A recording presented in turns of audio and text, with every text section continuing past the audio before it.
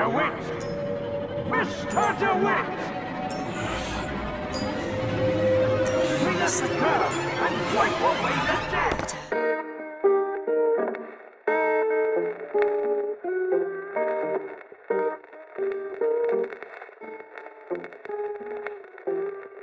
Now won't you listen, dearie, while I say, how can you tell me that you're going away?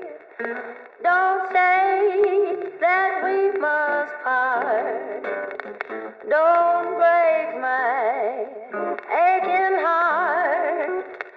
You know I've loved you truly many years. I love you night and day. Ladies and gentlemen, hello and welcome to the 107th episode of the Retrotopia podcast. My name is Alan, and today we're taking you on a journey to the skies as we talk about BioShock Infinite, the third in the BioShock series, which, through no machinations of our own, we seem to be doing about a year on from covering the first one. And you may ask why we've done the first and the third and not the second. And the truth is, we don't know.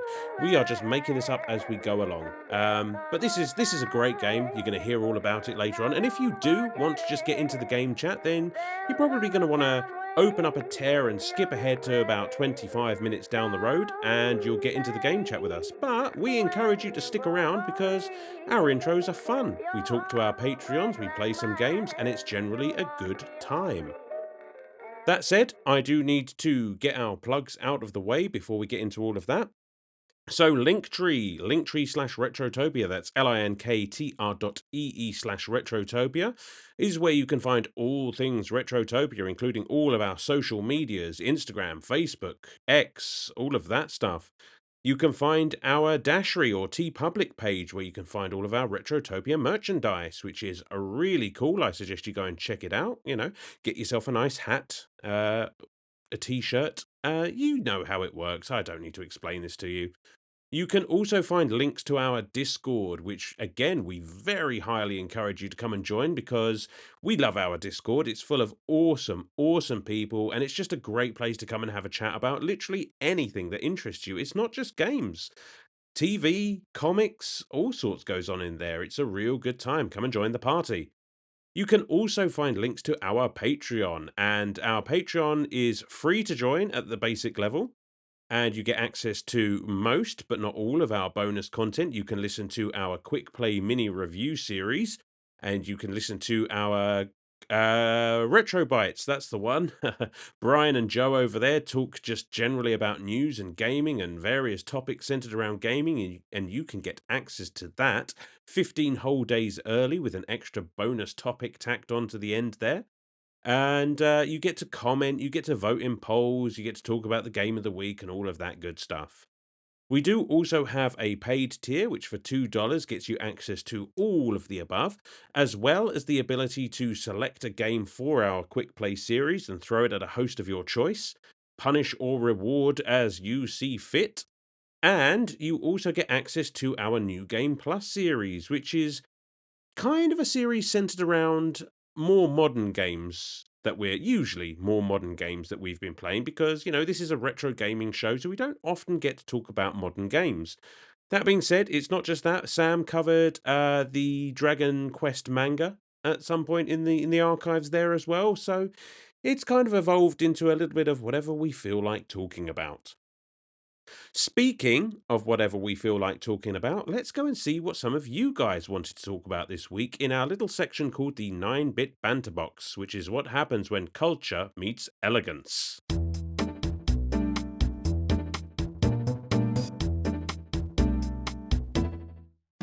Alrighty then, let's see what we've got to deal with today. So first up on the Banter Box is Brother Retro, who says, Alan, I just became a millionaire and I'm giving you and your family an all-expense-paid trip to the States for 2 weeks. What are your plans? Where you going? P.S. The only stipulation is that you have to stop by Virginia for a glass of bourbon with your good old buddy Brother Retro. Well, that's literally first stop, Brother Retro. I am coming to Virginia and I am having that glass of bourbon because that sounds like a good time. We can sit out on a deck. Do you have a deck? If you have a deck, we'll sit out on the deck and we'll drink a bourbon together. And that sounds like a good time. What else am I going to do in America? I suppose, a lot of it's kind of cliched. I would probably see the Grand Canyon because that looks amazing in pictures.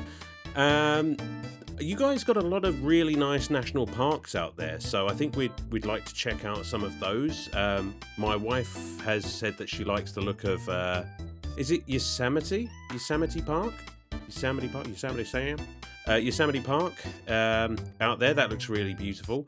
For me, though, I am very interested in anywhere that I can get some good food. I've always kind of wanted a steak from Texas because I feel like that's one of the places that you go for a good steak. In my head, they're like big fucking dinosaur steaks, like off the Flintstones. And anywhere like with that good old Southern cooking, like, I don't know, New Orleans or something, where you have the big sort of seafood cookouts and things like that. That sounds like a good time.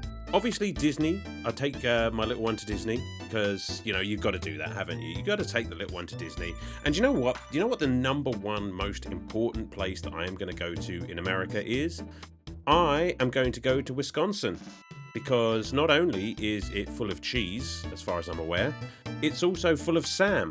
So I'm going to go to Wisconsin to visit my good friend Sam. We're going to call Brian down from up north to come and join us. And we're finally going to get together and have that Retrotopia, I say weekender. It would probably take the full 2 weeks, actually. We would tear it up, play some games, and just generally have a good time. So that's what I do. Thank you, Brother Retro.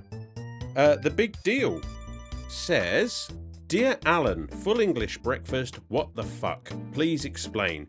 The Big Deal, this requires zero explanation, but I'm going to do it anyway. A full English breakfast is the king of breakfast. It is a protein-rich plate full of not only all of your delicious meats, but all of your delicious eggs, beans, also. I mean, it is literally a meal that caters to your entire 5 a day.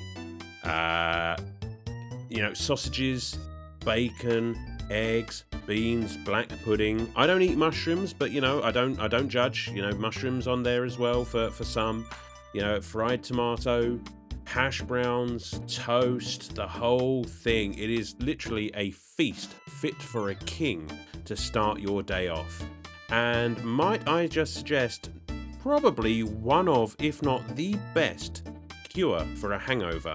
And I am speaking from a lot of experience there. It's the king of breakfasts, and I don't care what anyone says. I could really go for one now that you've brought that up.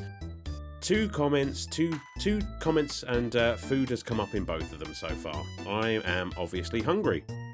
Thank you very much. Blue Yoshi 94 says, Alan, here are 4 arcade games you get to keep 2 and erase 2. Your games are Mappy, Dig Dug, Space Invaders, and Pac-Man. What are you choosing? Now, Blue Yoshi, ignoring completely the prestige that comes with at least 2 of these games, Space Invaders and Pac-Man, I'm purely going just for me. There's no denying that those 2 games alone are revolutionary for the time, but they're actually the ones that I'm going to get rid of, Space Invaders and Pac-Man, and only because I've played those a lot. I don't think I've ever played Mappy. I've probably played Dig Dug somewhere in time, but I don't really remember it. So I'm going to keep the games that I haven't really played because I'd like to give them a shot. And that being said, I'm pretty sure that at least 3 of those, the Mappy, Dig Dug, and I think Pac-Man, are on the Namco Museum collection that I can get for my new Evercade console. So I might be playing those sooner rather than later. Thank you very much, Yoshi. So, Dylan Jacobson says, Alan, have you checked out Borderlands 4 yet? Any early thoughts if you have? Dylan, yes, I have. We're currently playing it at the moment. Me and my wife, we're co-oping through it on the weekends, and I am really thoroughly enjoying it. Is it the best Borderlands game? No. I like the sort of open worldiness of it. I mean, I guess Borderlands was always kind of open world, but you had different sections that you could go to and come back, and this seems to be just one giant map that you can tear around on.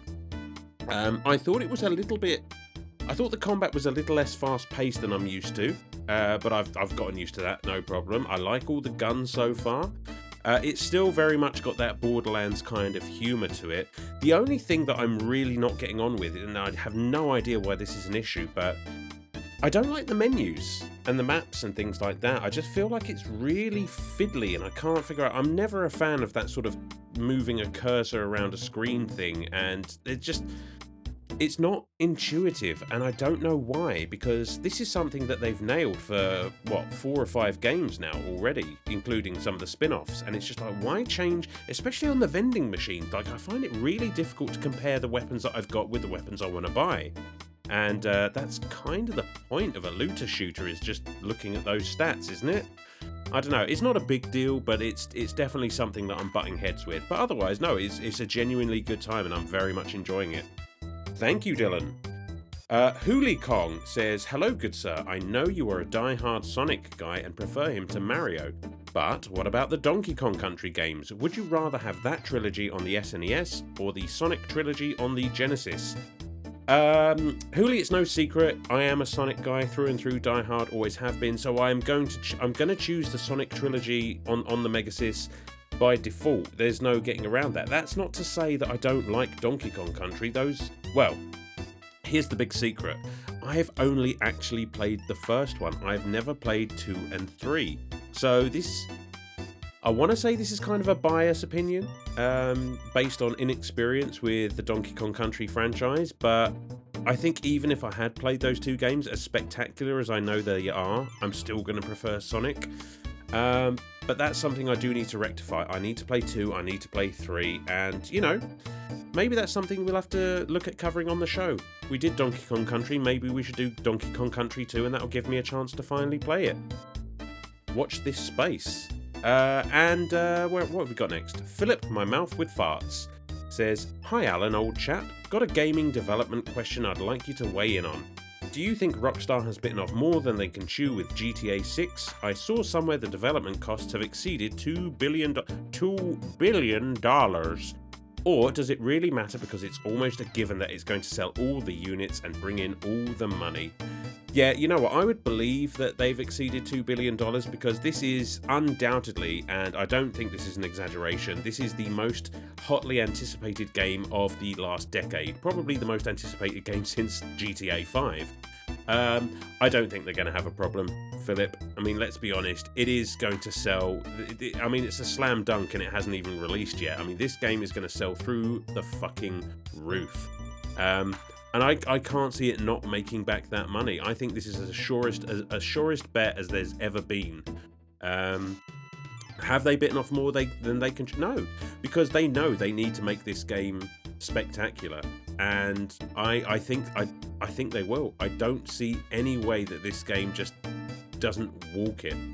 And I'm not even like a huge Grand Theft Auto fan. I've not even played number 5 yet. I'll get round to it eventually. I've not even played number 4 now that I think about it. So I like GTA.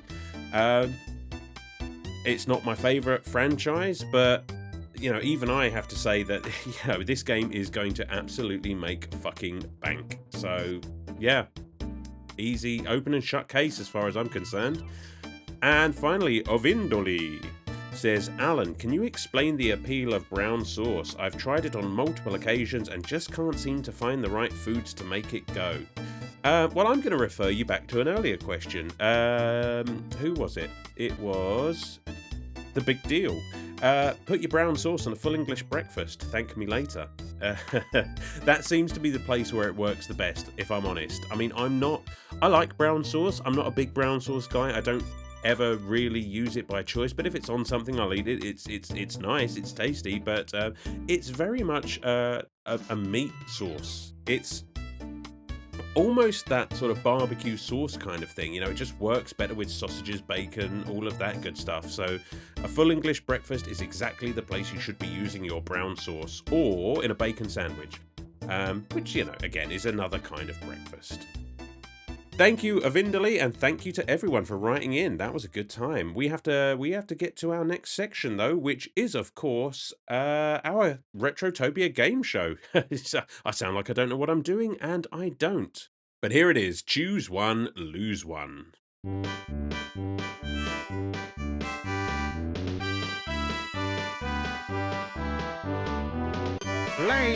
and gentlemen, roll up and choose your power up from the game of the week. You pick a power, we pick a consequence. It's choose one, lose one, the game where everyone's a loser. Alrighty, let's ruin some days. So first up, playing Choose One, Lose One, we have Brother Retro, who said, "Gimme a gun." Yeah, that'll do. Okay, Brother Retro, but you didn't specify what kind of gun you wanted, so I'm going to give you a pricing gun, and I have changed every price in this entire store by a single penny, and I'd like you to have all of the labels changed by the morning or you're fired. Thanks for playing. The Big Deal says, based on the Burial at Sea DLC, I'm going to give the Retrotopia, I'll start again. Based on the Burial at Sea DLC, I'm going to give the Retrotopia host of my choice a transorbital lobotomy. Little sidebar here. Yeah, we don't talk much about the DLC in this episode, for good reason. But fuck that transorbital lobotomy scene is just awful, isn't it? If you know, you know. Just the sound design and the flashes and oh, anyway, you are going to give. I don't know who the Retrotopia host of your choice is. Big deal. Um, I mean, it might even make the quality of the show better, frankly. So that would be a plus. But I'm going to say that yes, you can lobotomize any member of the Retrotopia team. But we are all imprinted with a our own personal Big Daddy. So no matter which one of us that you try and lobotomize, you're going to have our respective Big Daddy coming after you for revenge. So good luck with that one. Dylan Jacobson said, "Give me Murder of Crows." Now, this is a hard one to fuck up because this is the power that I'd want the most as well. But done, Dylan. You can have your Murder of Crows vigor. You are allowed to summon crows to your side to help anytime that you choose. However, I'm going to make it so that every, I don't know, random amount of number of times that you use it, instead of a murder of crows, you are going to summon Russell Crowe instead. And he is going to immediately try and fight you. You don't know when it's going to happen. You don't know which time it's going to happen. But he's going to be there and ready to fuck up your shit. So good luck. Blue Yoshi 94 says, "I want a board game." That's very broad, Blue Yoshi. I can only assume that this is reference to, I mean, maybe there's a BioShock board game. I don't know. But done. You can have a board game. You have the greatest single board game ever created in the history of mankind. It is spectacular, and the only problem with that is that nobody wants to play it with you because everyone's too busy playing BioShock Infinite. So you have the best game ever. You just have absolutely no way to play it. Big Brown Dog said, "I would like my own songbird to guard my domain and to strike fear in the hearts of any who dare oppose me." Um, well, I mean, this one's kind of an open and shut case because, you know, you can have the songbird. The problem is you're not going to be able to go anywhere because the songbird is basically a glorified jailer. So anytime you try and go anywhere, the songbird is just going to try and take you and put you back in your little cell. So yes, it does strike fear into the hearts of anyone who dares to oppose you, but you can't go anywhere and do anything because it won't let you. Hoolie Kong says, "I'll take one Elizabeth, please." Listen, I don't know what your intentions are, but they had better be damn pure, okay? This is Elizabeth you're talking about. Fine. You can have one Elizabeth, and it's that one, you see, that's the stipulation, because there are many Elizabeths. So I'm going to give you the 90-year-old heir of Columbia, Elizabeth. She's old, she's angry, she's almost impossible to control, and she's going to lay waste to the entire town that you live in. I mean, spoilers, I guess, but hey, you asked. So you get the worst of all possible Elizabeths. What else? Philip, my mouth with fart, says, "I'd like to develop the bucking bronco vigor. Lifting enemies into the air. Idiot drivers in my way, I can lift them into the air and move them out of my way." This is probably the hardest one that I had to come up with. But you are, yes, you can have the bucking bronco vigor. The thing is, you absolutely misuse this power, which means you are constantly in need of replenishing your salt, so you are constantly taking in salts, and you develop hyponatremia, which is a very serious medical condition, Philip, and I'd like to say I'd send you an ambulance, but the state you've left the roads in means they cannot get to you. It's nice knowing you, buddy. Nice knowing you. Blue shell discharge. Ugh. Blue, Blue Shell Discharge says, I want my own companion who throws ammo and supplies to me to help me fight the baddies. Done. Okay, you have your own companion who throws ammos and supplies at you, but they do it constantly. And you end up in a surplus of ammo and supplies, and basically you get them at all hours, day and night. And at one point, you have to explain, when pulled over by the police, why you have a car full of ammo and supplies and a young girl doing your bidding. You are subsequently arrested and never see the light of day again. Avindali says 100% the ability to harvest little sisters for Adam. I need that sweet, sweet nectar. Yes, you do. You are going to need that sweet, sweet nectar because now you're addicted to Adam and you need as much as is humanly possible for one person to contain. The problem with that is you've now pissed off the little sisters, and if you know anything about BioShock, you know that does not end well. So eventually they turn on you to try and get revenge and decide to get back their Adam. The problem with that is, of course, is that you are now so saturated with Adam on the cellular level that when they take all of that back with their little needles there is absolutely nothing left of you and you just fade into nothingness. And finally, supercalifragilisticexpialidocious says, I assume that's, I would like the ability to revive in a safe area in case I die. Done. You get to revive in an actual safe because you are not very specific. So, you are in a safe area. So every time you die, you revive inside a random safe somewhere, and of course you're locked in. You can't get out. You then suffocate and die and revive in a safe, and the whole thing just goes on and on and on forever. And if that doesn't sound like a depiction of hell, I don't know what does.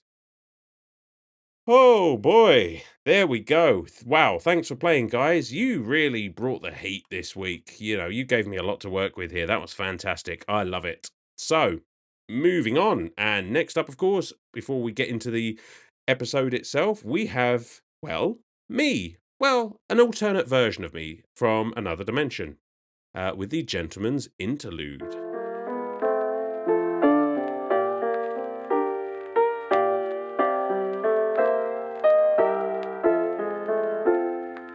Ah, yes, a tale told twice, from both sides of the same coin.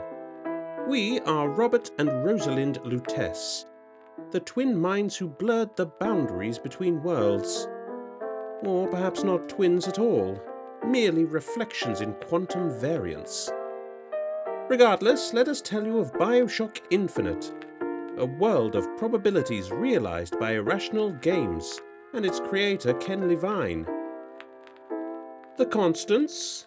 It was developed by Irrational, published by 2K Games and released on March 26, 2013. The Variables? Everything else. Our experiment begins in Columbia, a city adrift among the clouds, built on American idealism and sustained by denial. Into this floating utopia steps Booker DeWitt, a man with debts and a task. Bring us the girl and wipe away the debt. The girl, Elizabeth, is rather special to us. She can open tears, rifts between dimensions, a skill we might know something about. Her powers twist reality, rewriting events before one's very eyes. Columbia, though radiant, is fractured. Beneath its banners of patriotism lies corruption, class conflict, and fanaticism. The good people of Irrational Games painted it beautifully, even as they let it burn. Through Elizabeth's eyes and Booker's regrets, the story folds upon itself, questioning choice, consequence, and constants that bind universes together. The gameplay naturally mirrors this duality: gun and vigor, sky and earth, freedom and fate. Vigors grant extraordinary abilities. Fire from the fingertips, possession of machines, shock and storm. Players dance through combat on the skylines, those marvelous rails strung through the air. Kinetic poetry, if one appreciates such things. And so BioShock Infinite became a paradox admired by millions, a narrative of infinite possibilities endlessly looping, as all things must, when constants remain and variables play their part. Alright, that's enough of that. It's time to actually talk a little bit of BioShock Infinite. And before we do, of course, we want to hear what you think about the game in question. So, The Big Deal says, fun fact, this was the first BioShock game that I played, and when I tried to play the first game years later, I got maybe 30 minutes in before quitting. I have learned about that game's big plot point and can really appreciate the story told in this game's Burial at Sea DLC. Yes. You know what? Same. This was the first BioShock game I played, as you're about to hear, and I we like I said, we don't really get into the DLC in this, and I might talk about it on at a later date. Because I kind of feel like the DLC for this game is almost essential, just for bringing the whole story full circle. But more on that another time. Big Brown Dog says, I give this game 4 fingers out of 5. I see what you did there, Big Brown Dog. That is excellent. Excellent commenting. Well done. Hoolie Kong says, just played this for the first time a few months ago and I absolutely loved it. My only negative really would be the fact that you really should play the DLC to get the actual ending. Or more of a conclusive ending, I suppose. Well, there you go. Hooligong, thank you for backing me up. I agree. But, these days, you kind of get it as the full pack anyway. I mean, I picked BioShock 1, 2, and 3 up for like £7.99 on sale on Switch, and you get the whole shebang. So, fucking win. And finally, Blue Shell Discharge says, while Infinite flipped the script and took us to the skies, changed up overall atmosphere, the game still manages to push the story and game to the same limits we experienced in Rapture. Yes. I mean, is it the same? The same limits we experienced? And that's going to make sense to you a little bit later on. So we'd better stop talking and get down to business. So thank you as always for writing in. We love your comments. We love hearing from you. And this has genuinely been an amazing time for me.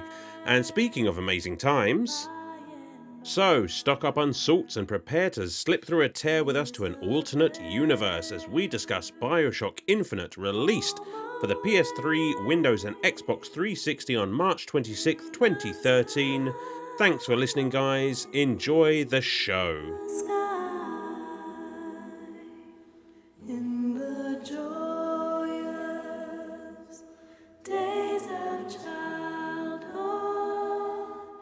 of fate's hope, of wondrous love, pointed to the dying Savior. Now they dwell with him above. Will the circle be unbroken by and by and by? Is a better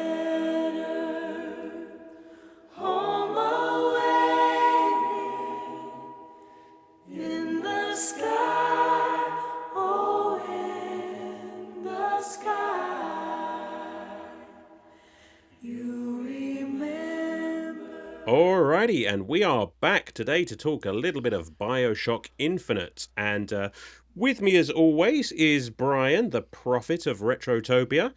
And on the other side, we've got one of the many Sams that we've stolen from a parallel universe, because they're always fun to play with. And before we start, guys, let me just say, God only knows what I'd be without you. How are you guys? Well, that was unexpectedly. I don't know how to take this emotions I'm feeling right now. I'm just going to Just feel Let them. Sam Just allow talk. yourself to feel. Yeah. Just allow yourself to feel. I come Brian. from the goddamn 90s. We weren't allowed to feel as.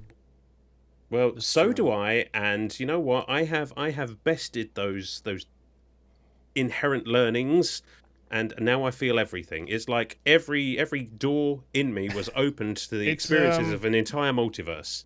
Like that movie Bedazzled when Brendan Fraser sees the sun and he just starts crying all the time. I love that scene so much. It makes me laugh every time. His That's face a- is a picture. Man, what Oh. a callback. I think I saw that when it came out, and that was it. It's Oh a funny yeah, film. I love that movie. Is it worth a rewatch? Oh yeah, I mean, if for nothing else, Elizabeth Hurley was just smoking hot in that one, Ah, that's true. Yeah. and she's And that type quite of literally. smoking hot British woman that, you know, she's so confident and in control that you're just like, yes, mommy. Kind of weird, but I'll allow it. I'll allow it. Oh, it's weird because I have a British mummy, so that's kind of strange. You're welcome to it, Brian. Have at it. So, All right, Alan, Bioshock- I will go bang your mom. now that we've gotten completely off the rails, and in record time, no less, Yeah. let's talk a little bit of BioShock Infinite. And I'm going to start with you, Brian. What's your history with the game? Oh, this BioShock I took a leap of faith on. I actually, the first time I played through BioShock, I didn't get on with it very well. It didn't resonate with me. Like, I don't know, like, what it was that didn't make me like it. So when this one came out, I think I jumped on the FOMO and bought it. Plus, I was buying a lot of PC games at the time. And I love this one. I love the sunny scenery of Colombia and stuff like that. And this one I like so much actually made me go back and play BioShock, the original, and I ended up falling in love with that one too. So this is kind of like my gateway BioShock. That sounds awfully familiar. Sam, what about you, buddy? Oh, well, my only experience with BioShock was playing the first one, not all the way through, a year ago, actually. It Almost was. like It was. to the day. We really planned this out well. I'm glad we skipped the As second if. one. Thank you. But I never We'll played get this there. one. Okay, sure. I had always heard that there were mixed feelings about this one, but that people that like it seem to really like it, and people that don't like it thought it was too different from the original. So I was actually expecting to enjoy this one quite a bit more because the original really I didn't enjoy it that much. So that's really all I got. And that's Sam's review in total. And you will say no more. I kid. Pretty much the same as Brian as it goes, except I hadn't ever played the original BioShock. I actually looked it up. I first played this game back in 2015, so I guess it was only like a couple of years after it came out. And do you know what? I think it must have been one of the free games with Xbox. I think.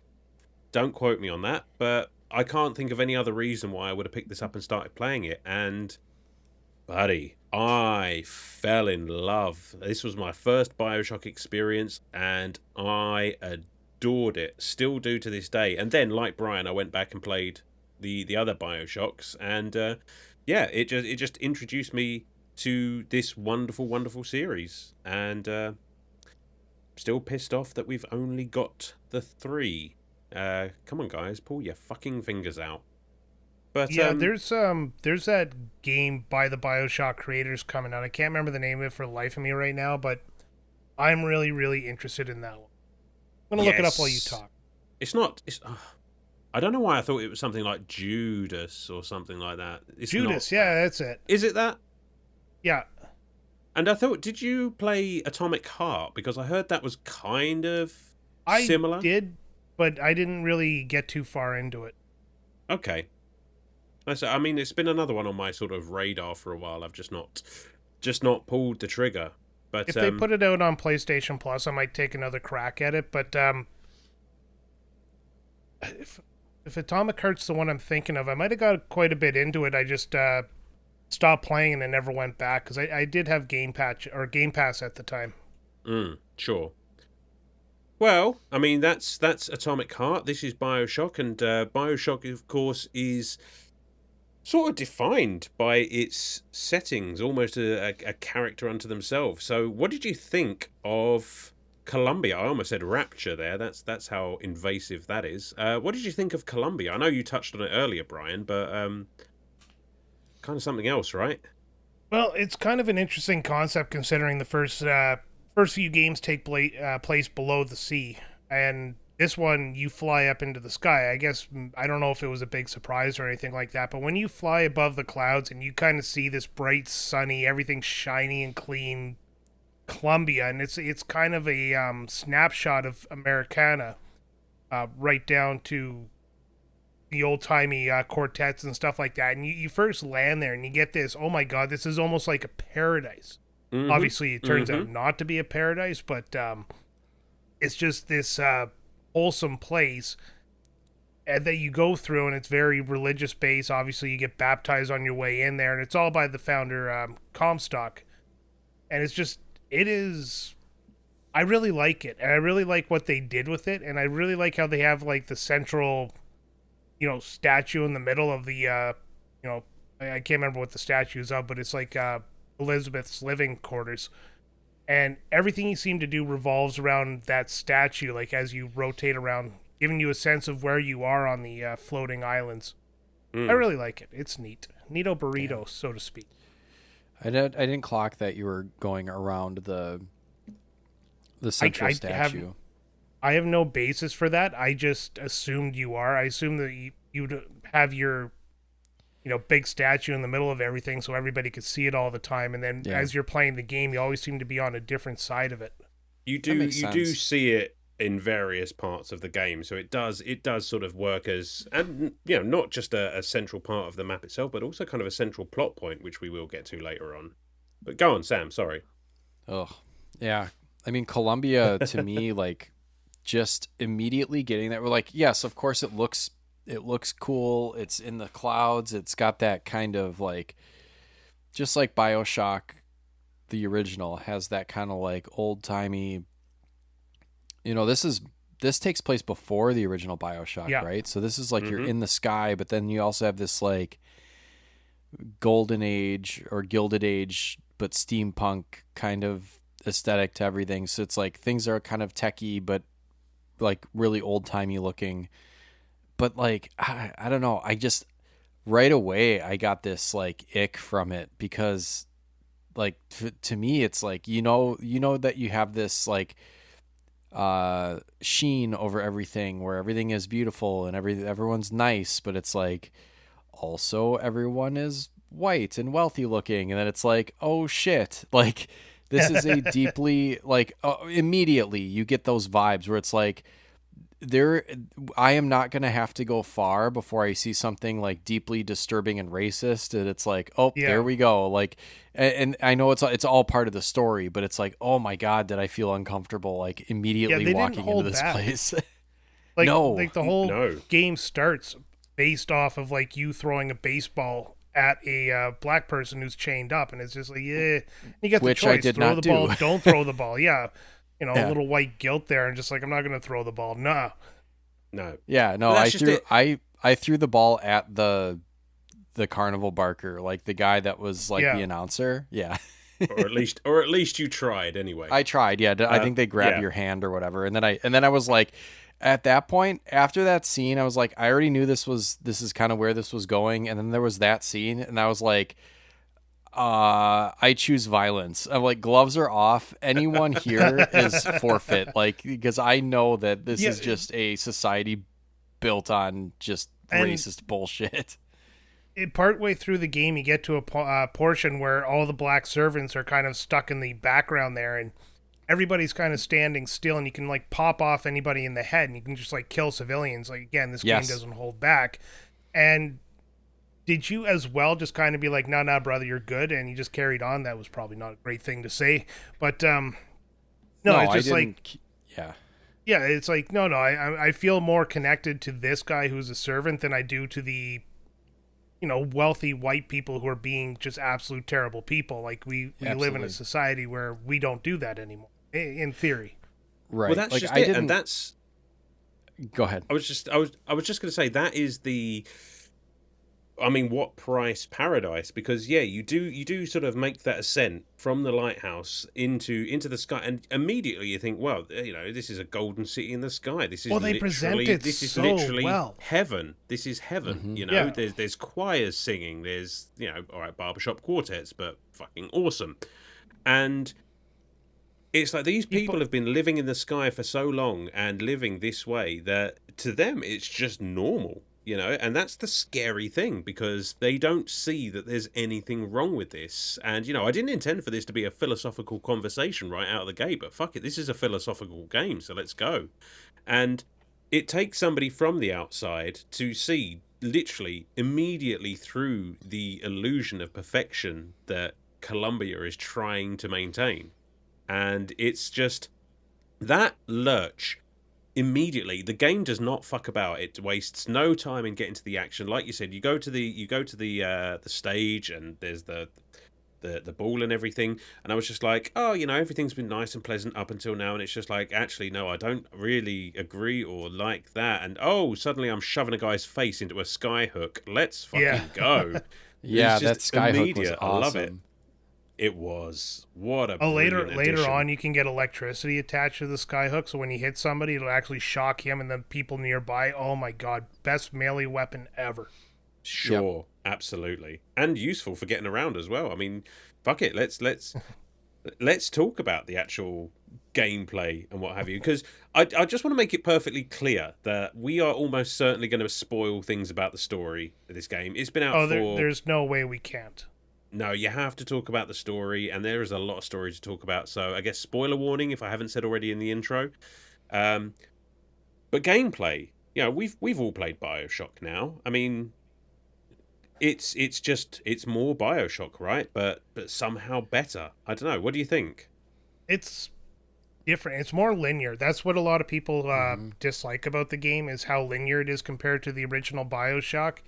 And the story, I don't know how you want to describe it compared to the original BioShock, but the story seems a little more easy to follow, I guess would be the way I'm looking.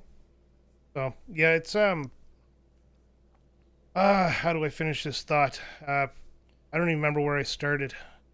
I No, guess I could jump Yeah, in here thanks, for Sam. gameplay wise. I mean, like it seems like the upgrades and the abilities that you can gain are a little easier to manage in this game than they are in BioShock the original. Like, yeah, you had your I can't remember what it's called in original BioShock, and this one it's called salt or whatever. Like, it's your kind of like your energy or whatever, your salts, which is Like kind your of like mana. just yeah, it's like an old timey like your basic. Well, I mean, salts when you boil it down are your electrolytes basically. So it's like kind of funny. Like you've got food all over the place you can eat for health, and you've got stuff like cigarettes and coffee and different tonics and stuff. Then you can consume those for salts. And yeah, there were the abilities, but then there were also like you could equip different clothing items or whatever. There was like a pants, a shirt, a hat, and boots. I think that all did different things, and Yeah. that was kind of cool too. So there was some customization there. I didn't find that I could fuck up my loadout like I could in BioShock, and that's what I appreciated. Like I didn't have to like pre-plan ahead how I was going to work this skill tree, and then like because basically the reason why I stopped playing the original BioShock was I kind of soft locked myself in a position where like I needed some ability to be more advanced than it was, or you know, like the ammo was like harder to manage and all that shit. Like it was more of a strategic game in a way that I wasn't prepared for. That this was just more of a pure like, you know, gather your items, customize whatever abilities you want to roll out, and then just kind of go for it. And I think I appreciated that more. Yeah, I can agree with that. I mean, the game seems like it simplifies and streamlines a lot of the gameplay elements in order that it better serves the story, because that's really what the shining like beacon of this game is the story. Um, so yeah, I would hear the argument that it's been sort of simplified, but I don't necessarily think that's a bad thing. I don't think it's a bad thing at No. all, in fact. Well, no, it's purists like to gatekeep games when they get a little bit simpler and more accessible to more people, but game companies really do have to cater to a larger audience than just the, I don't know, let's say 1 million people who buy your first game. Well, you want more people to buy the second game, so yeah, you got to cater a little bit, and that's kind of what this game does. Is it caters to a broader audience. Yeah, agreed. And I think it's really cleverly done because, while playing it this time, perhaps it's not something that I noticed the first time round or any other subsequent playthroughs, because it's just like I wasn't all that familiar with the original BioShock, but there is a lot more focus on the plasmids, or in this game as they're called, the vigors, which are basically your magical powers. I mean, if you're not familiar with BioShock, you have a gun in one hand, you have the ability to cast effectively magic from the other hand, and you can use a variety of varying combo of like spells and guns to basically just play however you want. It's fantastic. But yeah, Yeah. I thought it was kind of clever that they streamlined all of this stuff, but there was always kind of a beat in the story that would explain why, if you looked hard enough. So I just thought it came across as really organic. I don't know. Yeah. Oh, I mean, like, you mean gaining the different abilities and stuff? Well, not only gaining the different abilities, but I mean, I can't, without, going too far into the story, there is a reason that, excuse me, there are vigors in Colombia. Right. There are reasons that there are similarities between this and the original BioShock. And, it becomes less a focus on the original game mechanics. Sorry, I just hit my desk. And they kind of take a more of a back seat to just get the story going, if that Right. makes sense. Yeah. So they're there and they're fun to use, don't get me wrong, but I just don't feel like they're as front and center as they used to be. Well, and the other thing too is there wasn't just one spot where you can find one. So you can miss them. I think by the end I had eventually collected them all. But there are these like special bottles that you can find where you get a new ability or what were they called? Vigors. That's right. But if you miss it at one point, those same bottles will be elsewhere in the game. So like there are these very cool like looking, they look like liquor bottles, but like the one that's fire is like a devil shape or whatever, and then there's like other ones. I noticed that those specifically styled bottles would be in various spots. So like I was assuming that if I had missed one earlier, I could pick it up then. Does that make sense? Yeah, I mean, Yeah. yeah, absolutely. I think that's right as well, because otherwise, why would you have those specific? Because all the other salt bottles, because that's the thing. They use different terms between the different games, so Yeah. I get mixed up. But yeah, the bottles for just your generic salts are the blue ones, right? So why have these very cool, look, sidebar, like I would love a collection of these vigor bottles for the games room. Oh, I yeah, think that would look that'd be so cool. Yeah, they'd cool, look good on a right? shelf. They would. But yeah, that again, and that kind of like, I get why people say the game is perhaps a little bit on the linear side, but I'm just thinking, well, if there's the possibility that you're missing vigors and can pick them up later, surely that implies that there is at least some degree of exploration in this game. I don't think it's quite as narrow and gated as people think it is. No, there's definitely extra places you can go. And I mean, we haven't talked about Elizabeth yet, but she has she has a lockpick ability, and basically any door that you have to lockpick that advances the story is basically free. It says you could use like the hairpin lock, which is like an infinite lockpick. Yeah. But anything above and beyond, including safes and other doors, are locked behind like these lockpick kits that you can pick up. So that was kind of a cool little like feature where, yeah, if you had the requisite number of lockpick kits and a locked door, you could go find some extra shit. Yeah. And dead simple as well. Like you say, just have the right number of lockpicks, and you're good to go. Because, and we will talk about Elizabeth later on. I've got a lot to say about Elizabeth. But yeah, she just comes along and does it for you, which is another thing that I just really appreciated about this game. Now, I don't hate the mini games that came with the original BioShock, but I don't miss them either, because you don't get any of the hacking mini games or anything like that in this one, and I'm kind of cool with it.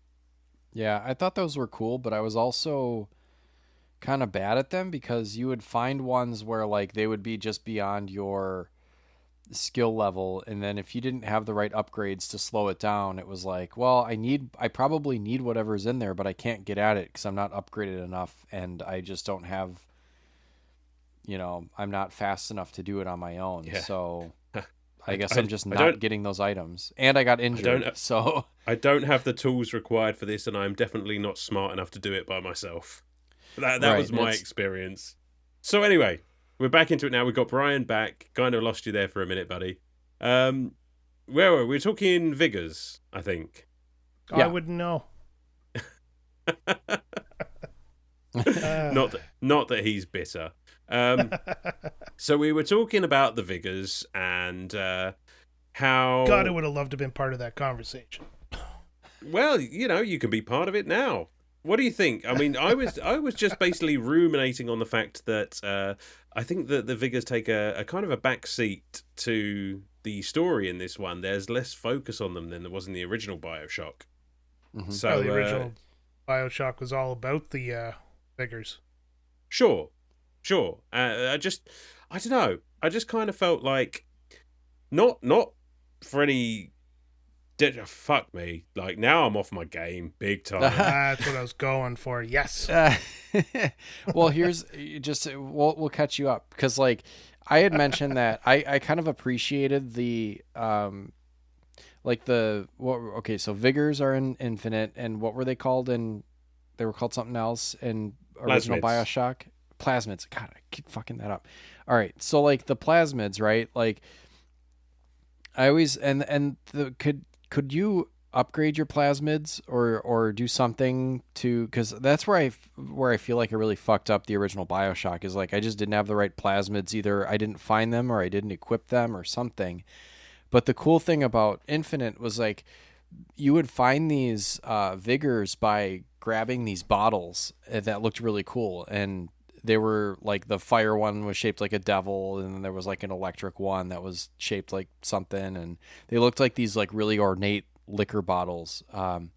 And you would find them, and it would kind of follow along the story. Like there were a couple where you'd find them right when you needed them, but you could, I think, potentially miss them, and then you would find them later because if you had already gathered that vigor, when you come across that same bottle again, it just becomes like salts that you can recharge with. So it kind of seemed like there were fail safes in place where like if you had missed something along the way, you would pick it up later on, and I really appreciated that. So I think it where people might say that this game is too linear, like it is and it isn't, because you could miss stuff, but you could also pick it up later and really not miss a beat, and I appreciated that.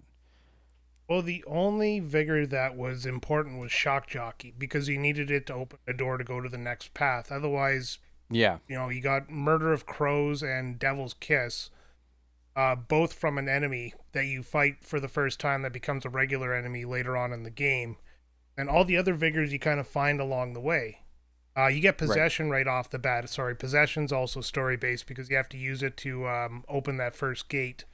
And it's your first introduction into vigors.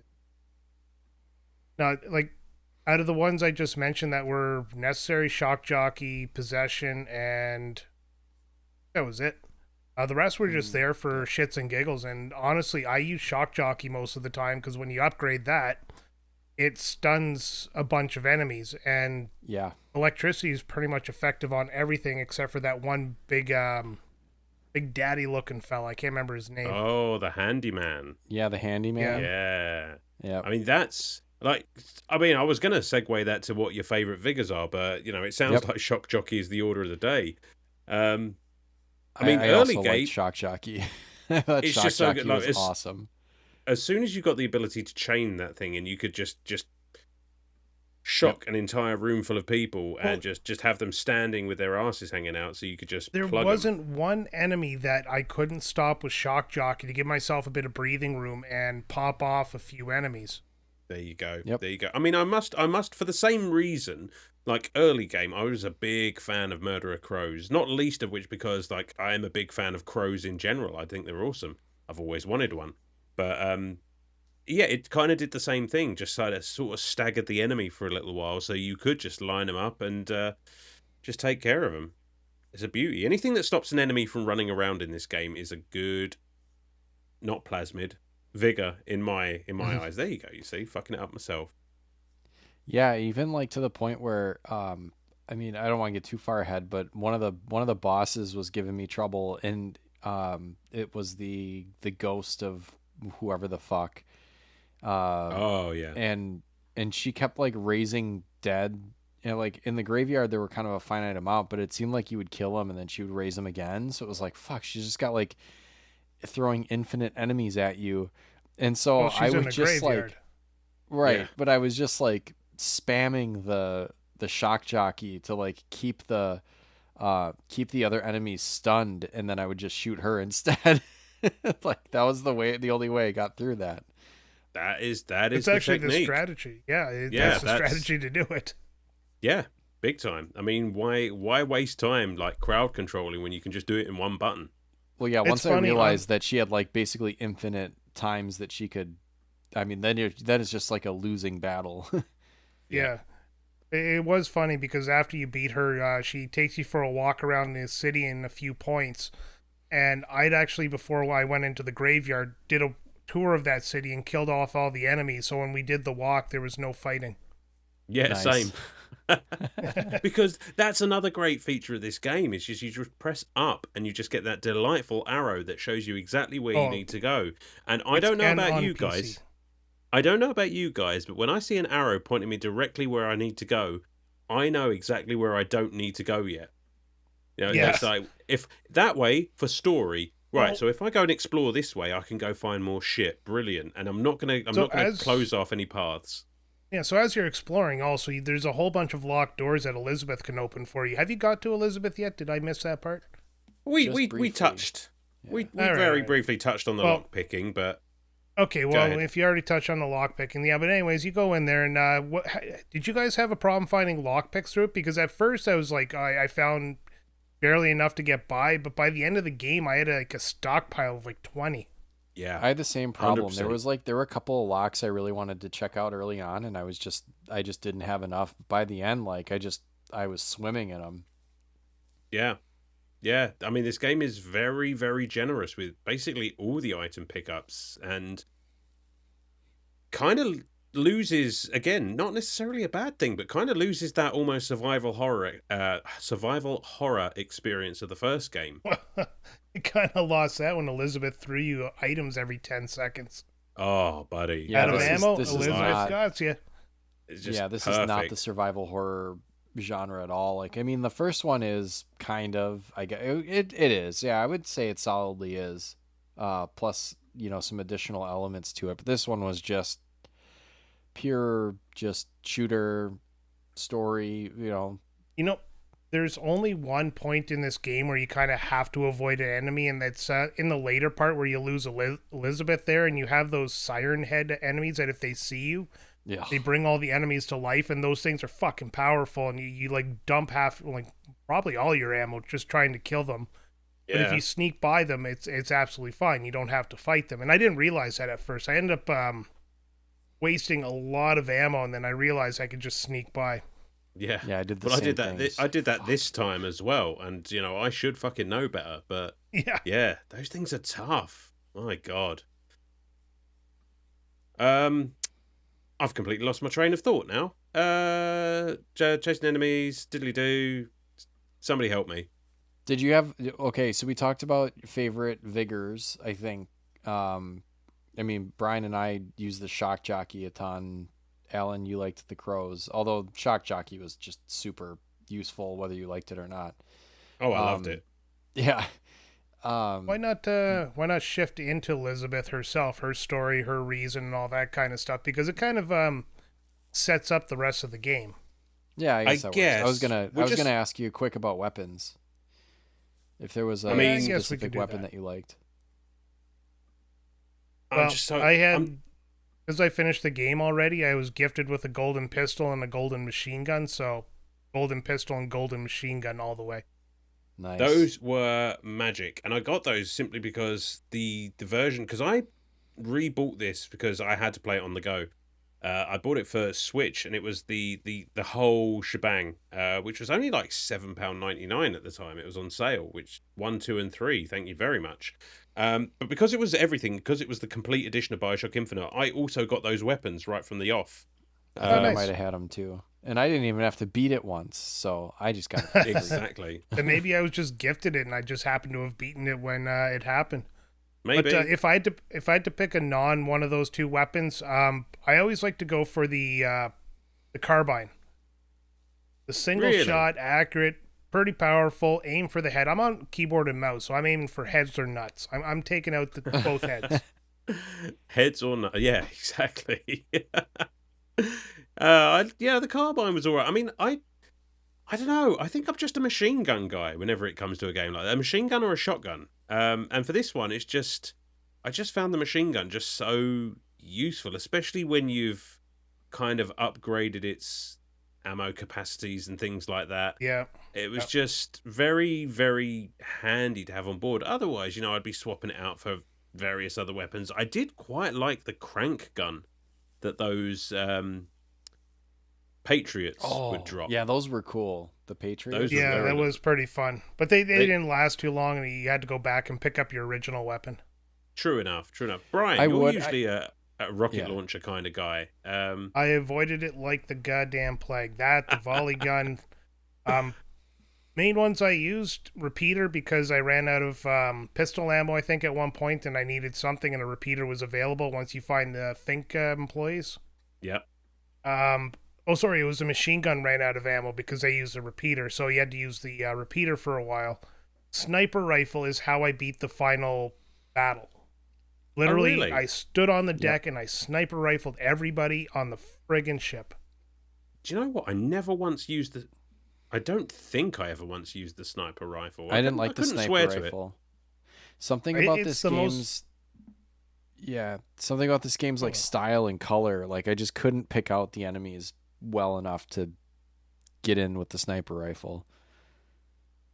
Yeah. Oh, yeah. Yeah. I play sniper rifle on any game I can get a sniper rifle on. I used to live Battlefield 2 as a sniper, and I'm not going to say I got like amazingly good or anything, but I got pretty handy with the sniper rifle in most games on computer. So yeah, it just goes to show, doesn't it? I mean, there's so many different ways that you can play this game, which is kind of typical for an FPS. There's always a selection of weapons that you can use. It just depends on your play style. Like, I was very much getting stuck in strafing and throwing vigors around and then shooting stunned enemies and what have you. And that's just how I like to play, just bouncing from hook to hook and leaping on enemies, which we didn't mention. Oh, The that hook ability thing was to cool. using the skyhook to launch yourself up into the air onto a hook, and then you could just literally I don't know, air assassinate people, which You ever just ride around on the skyhook for no reason other than to enjoy the scenery? absolutely. Yeah, and what a scenery. This game is fucking gorgeous. Yeah, because sometimes Right. there was stuff kind of hidden, like up above or like behind stuff that you had to ride the skyhook around to like land somewhere else, and it's like, oh, there's shit back here. There's like a safe or something, like an extra audio log or something. There was like kind of a reward for, bopping around on the skyhook. Oh, yeah. Yeah. And it was Usually. fun, too. And plus, it was a great way to get get away from people. There's one section fairly early on in the game where you can ride the skyhook there and just kind of shoot them as you pass by, and it takes a little while to hit them, but they can't hit you when you're on the skyhook because you're going too fast. Yeah, you can just pop them at your leisure, and it's again. I mean, they can sort of get wise to you and chase you on the skylines or whatever, but That's just their death. Yeah, yeah, because I'm just going to turn around and fucking shoot you, and it's going to be magnificent. But yeah, just I just like they could like ride in on the skyhook and then like just drop in, and especially if you have that ability where you drop on the skyhook and electrocute, it's just like you cause Oh mayhem yeah. and then jump right back on the skyhook and ride back around.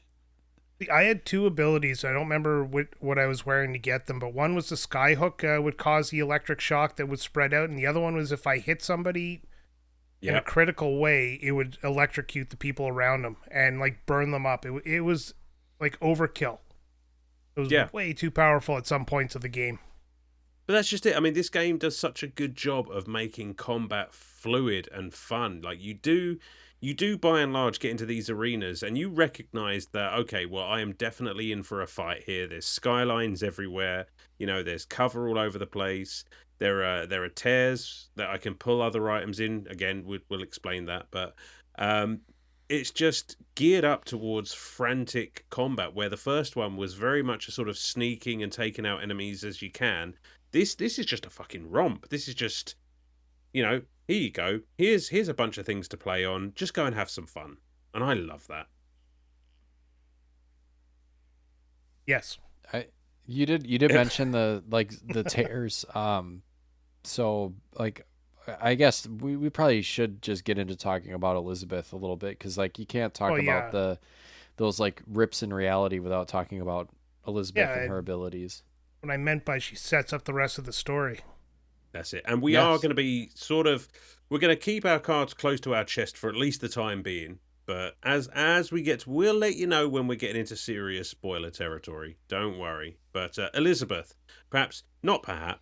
undoubtedly the single greatest sidekick in any video game ever. I'm not even using hyperbole. I truly believe it. This is the single best escort quest in video game history, bar none.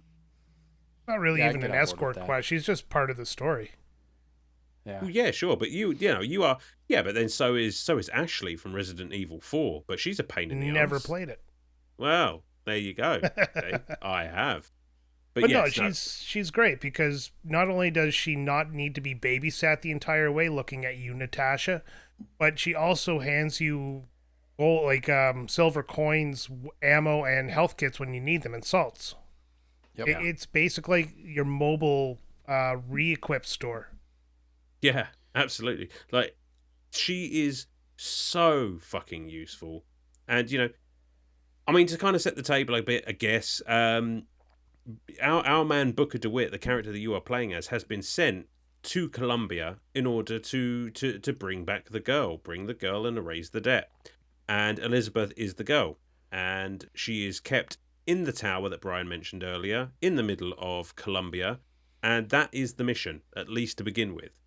Yes. And once you get there and actually get to experience what she brings to the game, it just becomes a whole different thing. Just wonderful. Oh, I love it so much. Yeah, and like as the story unfolds as well, you start learning more about Elizabeth, and then she kind of upgrades by downgrading her clothes. And also let's give props to Elizabeth and the Rule 34 community for making breakthroughs in 3D modeling.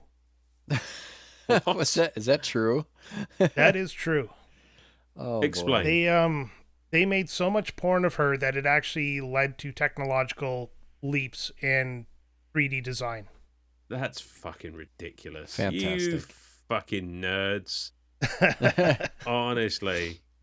Oh yeah, don't look it up either. I was trying to find more info on that, and I ended up on a subreddit that's BioShock Infinite Rule 34 or whatever. Basically, it's just Elizabeth with giant tits.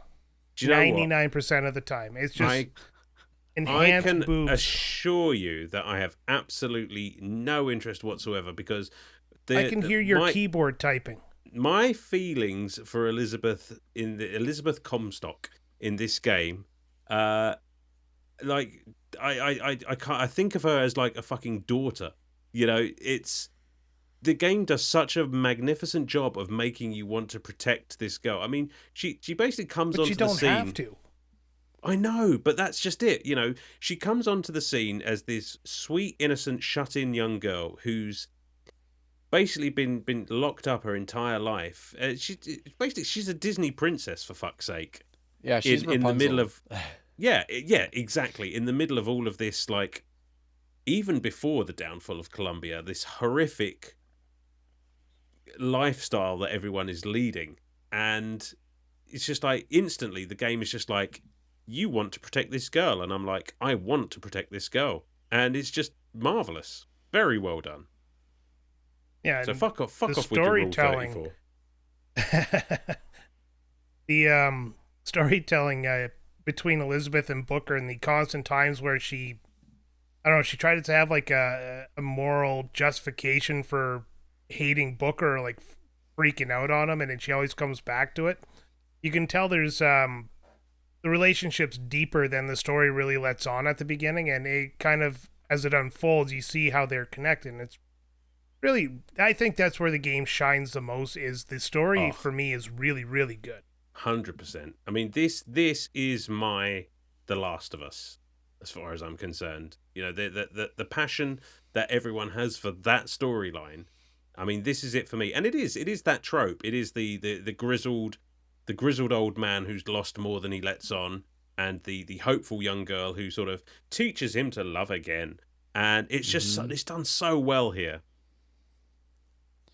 And he doesn't even remember everything from his past. He has like a blackout of essentially like a lot of it. Like, he was a part of the cavalry at the Battle of Wounded Knee. That's his backstory, and that comes into play during the game. Sure. And then he keeps getting these flashbacks of him in his private eye office, and there's somebody banging at the door there, bring us the girl, wipe away the debt. And you don't find out till later in the game who that girl really is. And obviously, spoilers, but it's going to be Elizabeth, but it's more complicated than just saying it's Elizabeth. It's very obvious from the get-go as you start playing the game that there's a relationship that's pretty deep between the two. And yeah, when it all comes to head, it's a really good twist. It is a wonderful twist. If you didn't want to know that twist, go back 20 seconds and, erase your memory. I'm just joking. No, it is just, it's that just doesn't so... even scratch the surface of this story. It really doesn't. It really doesn't. Because there are so many... This game is just so good at making you think you know what's going on, and then just changing something, and suddenly you're looking at it, looking at the story in a whole new way. Brilliantly done. And Sam has been quiet about the story because he hated it. I didn't hate it. No. I do appreciate that I'm fearful that I'm gonna say something that's like too spoilery, so I hope I don't. But like, game's old enough, dude. Yeah, I know, but we still want to like put the heavy spoilers a little bit later. But like I don't know, Booker's kind of amnesia kind of was, allowed for the twist, I guess. Basically, like that was pretty well done, where you're kind of along for the ride with Booker, trying to figure out what the hell's happening, and you only get bits and pieces of what his backstory is. So I thought that was pretty good. What about those the two characters, the ones on the boat at the very beginning of the game who get revealed as the Letzi twins? The Lutesses. Lutesses, Yeah. That's it. I've never pronounced it. I love And those guys. They're just cryptic in everything they say. And they show up annoyed at the shit random out of me. times. Yeah. Really? Yeah. Go on. Every time they showed up, I was just like, come on. Yeah. But their entire thing is just like giving you a cryptic clue to the story there. I both enjoyed and didn't enjoy when they showed up. I mean, there are sometimes I was just like, stop prattling on, you fucking people. I just don't want to listen to it. I want to kill somebody. Other times it's like, wow, that's a pretty neat little cut in. I think that they were absolutely fantastic. I thought they were purposefully vague and cryptic and what have you, because the thing is with the Lutesses is that they make a lot more sense the second time through, Yeah. because a lot of what they are saying, it's not spoilers, but it's just like, if you know, you know. And you go back and you just think, oh fuck, okay, yeah, that makes sense now. Like, I understand why they're flipping a coin 122 odd times Uh and huh. always getting the same answer and shit like that. And it's just genius. Well, Yeah, and they it's kind of like when explain you. the. Go ahead, Sam. Oh, I just wanted to say quick, like it's like when you watch a mystery or read a mystery or something like that. It's like, it's obviously, you're going through to figure out what the answer to like the main question of the mystery is. Once you figure that out, you could watch it again and then see all of the cool clues along the way. Like that's why I think it's fun to watch like a mystery or thriller twice, because like they're leaving you clues that you're not catching because you don't know to look for them, and then when you watch it a second time through, you're like, oh man, the answer was obvious the whole time. The That moment was of Knives Out revelation, for me. yeah. Oh, I've not seen that. Is that good? Really good. Oh, Which one? I should. Knives Out. Oh no, I haven't. Oh, really good mystery movie. Watch it a second time, you'll start seeing all the stuff you missed. Yeah, I was I'll have thinking to about check that that with like we watched Psycho recently, and it's like obviously I know how Psycho ends. Like this time through, I was just like, yeah, there's tons of cool shit in here that they've been like telegraphing this whole time. And that's what this Pretty game neat. does with the Lutesses. The Lutesses, yeah. Brother and sister physicists responsible for the fact that Columbia can fly, in fact. By using time manipulation. Yeah, I think so. There's a I whole can't lot of remember physics. exact thing. It was something like the time particles or something. It's like a steady state particle that for some reason allows things to float instead of Yeah, using like very helium or what have you. scientific-y. We'll get some of the nerds down in the lab to explain it to everybody. The Retrotopia Wow. labs.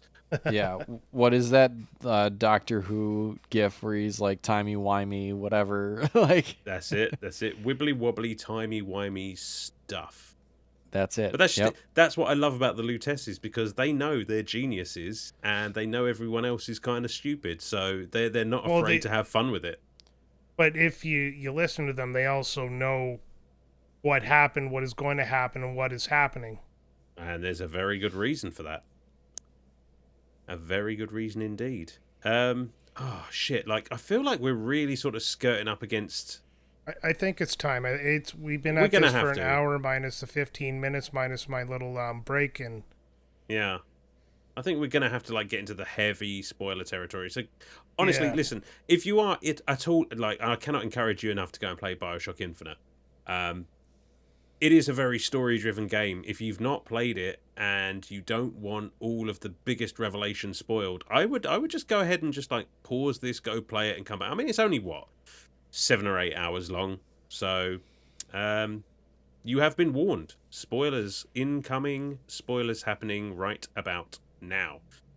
Okay, Brian, what do you want to spoil? nothing. I'm done talking. After all of that, No, my it's God. just well, when you have Elizabeth, we got to talk about the tears, because the tears are the major plot of the story, and the tears actually also change the world of Columbia in the sense that you are actually not in the same world you started in when you end the game, because the tears will bring you to a parallel universe. I guess it's a multiverse theory. It's a multiverse. So when I say the Lutesses say they know everything that has happened, is happening, and will happen, is because they live in a constant state of these tears. Yep. So they kind of see it all. Absolutely, because they are dead. And also not dead. It's a quantum Yes. superposition. Yeah. I mean, multiverse before multiverse was cool. But yes, Elizabeth, our beloved Elizabeth, is able, for some reason, we know the reason, but for some reason she's able to create these rifts, these tears in the fabric of reality, and basically bring things through or cross over herself. And the whole story of the game just basically boils down to people abusing this power. Yeah, and Elizabeth wanting to go to Paris as well.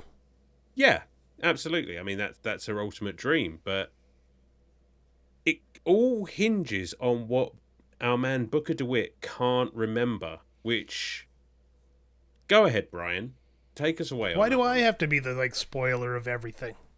Well, All right, fine. I just didn't So- want to take all the fun from you. All right, so let's get into a little bit about Elizabeth. So Elizabeth, after being freed from the tower, you get attacked by her guardian, which is the songbird, which we haven't brought up yet. So the songbird is basically, let's call it a big daddy on crack. It's a giant bird that has like a leather helmet and glass and stuff, and there's these Comstock statues. Comstock being the main antagonist of the game, the father, the religious leader of Colombia. And Comstock statues will call in the songbird, and the songbird's job is to put Elizabeth back into the tower and never let her leave. And it's all revealed later on in the story that the tower is actually draining her power. It's in a gigantic machine. Its sole purpose is to draw the power from her that is used to open these tears that lets Columbia fly, as well as lets Comstock basically control the tears. And as you progress through the game, you start finding these tears around, and it'll start opening up. And at one point, you lose Elizabeth. And as you go to find her, there's these tears, and she's in a different universe again. And you'll hear her talking through the universe as you get closer to her. And finally, when you find out where she is, I can't remember if you go through a tear or if it turns out maybe I was wrong and you were in the same universe. It's been almost like 4 days since I finished this. You're But talking about the sort of, not prison, the operating theatre at the end. yeah, the one where they stick the probe in her back and her spine. Yeah. Okay. Yeah. Okay. I'm with you. So after you free her, that's kind of when everything starts getting revealed. And it turns out that Elizabeth and Booker DeWitt are connected. Booker has another one of his flashbacks. And Elizabeth is standing in his private eye office, and there's somebody banging at the door. And it turned out it's Robert Lutessis. Lutess, yeah. I remember the Lutess. Fuck, that name is going to kill me. It's him standing at the door. He's the one who says, "Bring us the girl, wipe away the debt." Well, Booker turns around and he goes into a side room, and there's this little girl, Anna DeWitt, I believe her name is. Anna DeWitt, that's right. Yeah, and that's what the AD that's burnt onto his hand stands for. So as he gives them the baby, they take him away, and he ends up chasing them. And Comstock is holding the baby as the Lutesses and Comstock go through a tear. You chase him. You try to grab little baby Elizabeth or Anna, and the tear closes, cutting off Anna's finger, hence making a connection with Elizabeth, who also has a pinky finger cut off and a thimble placed over top of it. So that is the big reveal about Elizabeth, but it's not the big reveal about Booker, because I'm going to save that for you, Alan. Absolutely. So I'll field it from here. Thanks, Brian. So yes, once Anna is taken through the rift and her finger is sliced off, that allows her to exist in two separate universes, which gives her the ability to create these tears, which is something Comstock is very, very interested in, because he has been experimenting with these tears for quite some time with help from the Lutesses, and it has rendered him quite sterile. And thus he is unable to have children of his own, no heirs to the throne of Columbia. So that's why he wants to poke through lots of different universes and find a girl to take as his own, to take his place, and to fulfill the great journey, which is basically war on the land below. As the game progresses, how do I explain this? This is the thing. It's just it gets kind of convoluted, but basically you find out that Comstock, the guy you've been basically railing against and chasing down the entire game, is actually an alternate version of Booker DeWitt himself. After the massacre of Wounded Knee, Booker DeWitt, rocked with guilt, came to a sort of nexus point in his own personal timeline, where he was either going to be baptized and born again, or refuse the baptism and become the Booker that we know. Of course, the version of Booker that is baptized and reinvents himself becomes Comstock. And that is about as big a reveal as you're going to fucking get in this. And Jesus Christ, what were they on? It's absolutely fantastic, but you know, it does take some head scratching to wrap your Yeah, head the around. flow chart to figure this one out must be massive. Yeah, it's Big kind of time. crazy. Like, so does he just like? I just had questions about that where it's like, to me the reveal felt a little bit of like an ass pull where it was like, hey, guess what? You were the bad guy the whole time. But it's like, but was I really? Like, what's the deal with like his name is completely different. Like, what does he do? Does he like just straight up change his name when he Yep. gets baptized? And it like Yep. first and last, like Yep. completely? That's just, I mean, they don't really explain it. It's just like all of a sudden you got baptized, and in this reality you're Comstock. But Well, it's he like, just wanted why? a clean break. Well, because like when you're dealing with oh god, I can't remember the name of the other guy who was at Wounded Knee, but you fight him at one point in the game. Oh But he's yeah. just like, you know, Booker was like a fucking savage at Wounded Knee. Like he was doing things to the Native Americans that earned him a bit of a reputation, and Right. like the guilt of that just made him want to cut ties altogether with his past, which is why he just completely reinvents himself and takes on a new name. Now, the better question is why.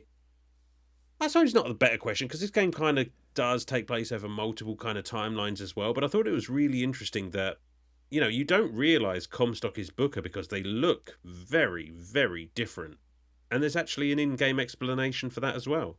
Well, right. That's where I was like, these guys don't look alike either. Like, it was very strange. Yeah. Well, Well, what And was they the don't use the explanation? Because I same probably voice missed it. actor either. eh? They don't use the same voice actor either.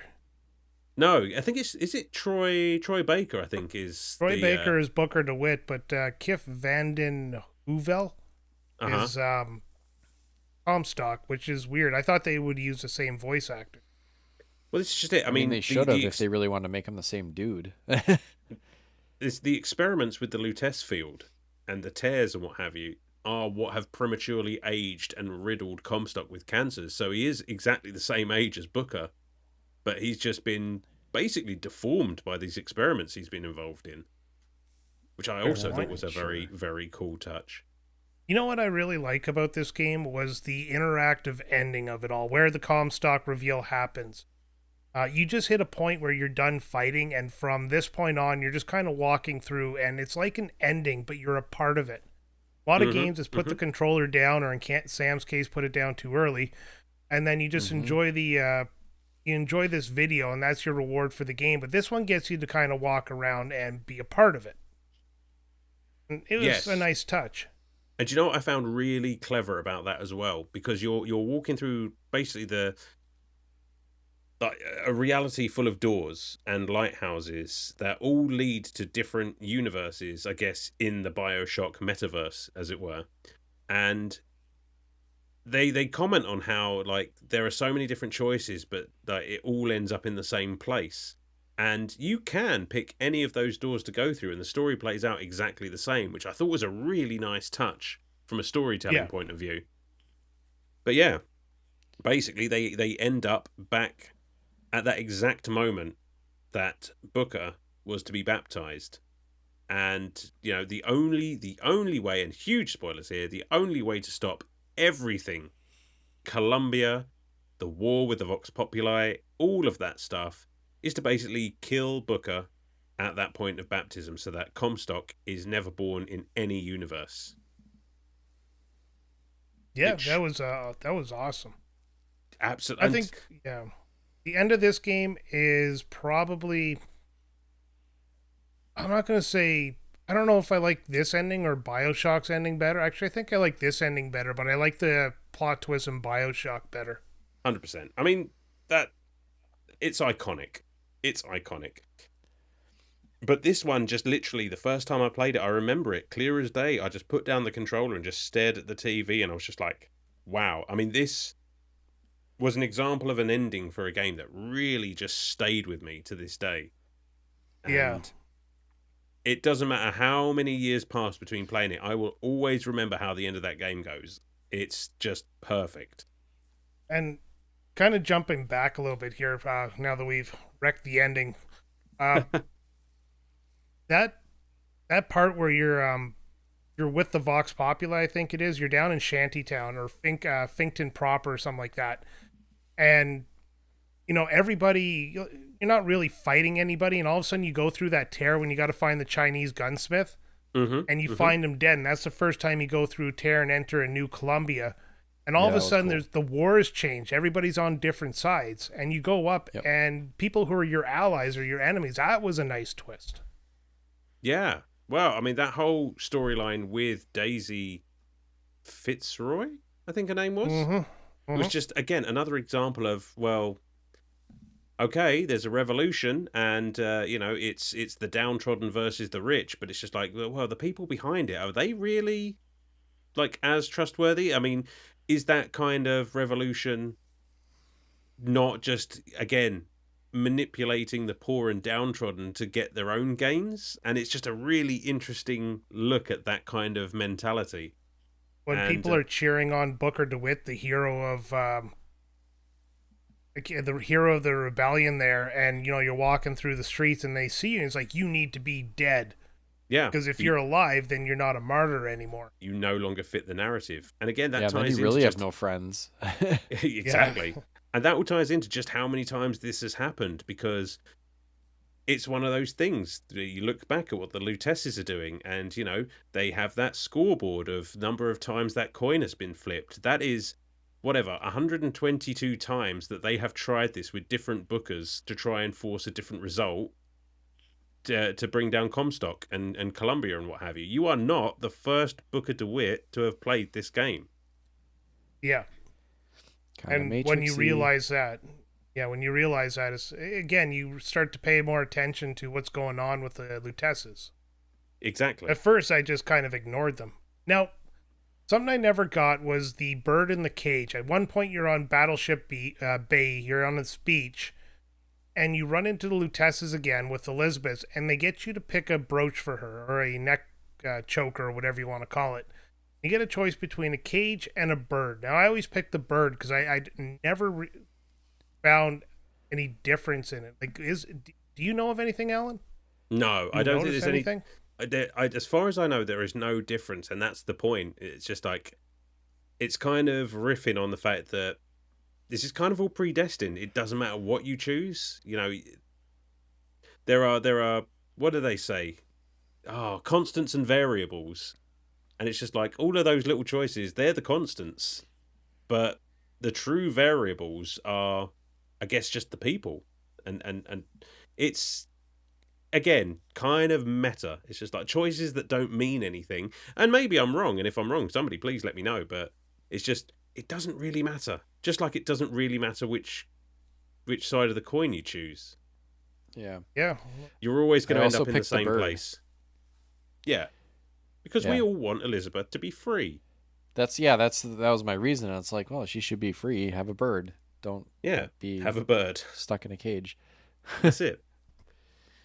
I mean, what else is there? I mean, we've talked story. Obviously, graphics wise, this game is stunning. There's no denying it. I mean, I would argue that the lighting on this game, like when you first go into Columbia, and you have like the sunbeams like shining, and everything is so golden and beautiful and pretty. I think that's what made me immediately fall in love with this game. And as you progress through it, everything becomes darker and dirtier and more downtrodden, and it's as if the world is tearing itself apart, which it literally is by the end of it. So yeah, graphics in this game, chef's kiss. Probably one of the best for its time. Tear by tear, the world is just falling apart, and you're right, it just goes so, just visual storytelling again, just so pristine and perfect, and by the end of it, like, the entire world is on fire, and it's fire. Do you know what I really like as well? Something Sam pointed out that I actually never paid attention to or noticed is that the motorized Patriots changed from George Washington to Abraham Lincoln. Yes, that was I cool. liked that. When you go through one of the tears, that was a nice little touch. Yeah. You know what? I never really noticed that. I mean, maybe it's my lack of familiarity with American presidents. I know of them, but it's not something I'm just gonna necessarily notice. I'm just like, well, that thing's got a big fucking gun. I'd best sort him out. But that is cool. That is very cool. Talking about faces, and again going back to characters like Elizabeth, like the expressionism on the characters' faces in this game, I just think are spectacular. Like, when Elizabeth is following you and she's happy, she looks happy. When she's pissed at Booker, she looks pissed. The Yeah. characters are all just wonderfully expressive, and it goes back to that thing that it just kind of looks like a very, very violent Disney film. Yeah, Yeah, she they kind of are does. very Disney-ish. The only thing that makes her not so Disney is she doesn't have a big, Disney mum ass. Well, she's not. She's not a Disney mum. Not yet. Duh. Oh God, Brian, Once Brian gets into the Rule 34, she will be. Oh yeah. Uh, Let's hurry this up. I got stuff to do tonight. Wink. Yeah. music is again fantastic. I love all the little pockets. Fucking hell. I love all the little pockets of like modern day music you hear through the tears, and Yeah. Yeah. that a cappella version of God Only Knows literally lives rent free in my head. I was Yeah, there looking was like up the. Go ahead, Sam. Well, there was like a ragtime version of an '80s song too at some point. I can't remember what it was. I mean, I'm not going to do it justice, but there's probably a list of like songs that are featured as re-recordings. They must have had to get the license and then do an arrangement. Yeah, no doubt. I looked up the album because I was looking for songs for this episode, and I was surprised how many songs were covered. Like, here's a list of them: God Only Knows, Fortunate Son, Everybody Wants to Rule the World, Tainted Love, Shiny Happy People, Goodnight Irene, Girls Just Want to Have Fun. There's a Cyndi Lauper version of that as well. Oh yeah, and that there's was a couple fun. orchestral songs. And yeah, it's just like the amount of licensed music in this game was surprising. That is a good soundtrack And- as well. Just those tracks alone, I would listen Yeah, to and every those are single all one of those. organ covers or different type of a cappella covers and stuff like that. Like it really does have the, what is it, like 1910 music style going on, Yeah, and those that aren't especially in right that from style, the main menu. because you do get a few tracks that are just pretty much legitimately like the 80s versions that Yeah. you always kind of hear through tears, which just kind of implies that, through one of these, our world is out there somewhere.